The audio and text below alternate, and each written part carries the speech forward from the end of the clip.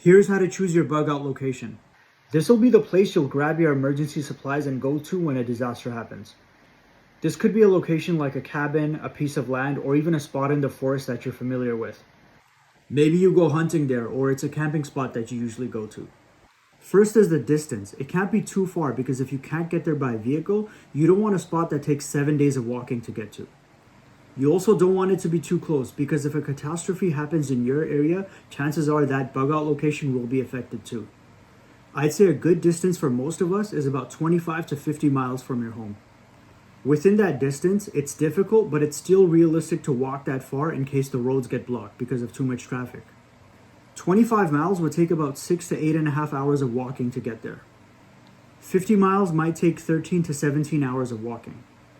I know some so-called prepping experts say that you need a bug out location that's about 100 miles from your home, but that would take about 33 to 50 hours of walking depending on the person. I don't think that's realistic for most people in North America. We're not warriors from Nepal.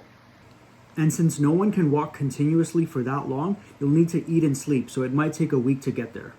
Now, if you have a bicycle or even better, a mountain bike, you can use that to get there. You won't have to worry about traffic.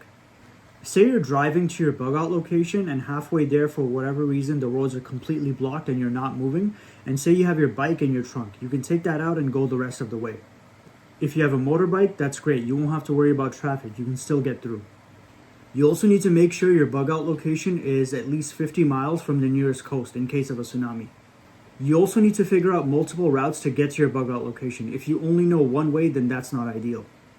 Your bug out location should have a nearby river or some sort of water source nearby. Choose a spot that has natural barriers like hills or dense forests. It'll make it harder for threats to reach you.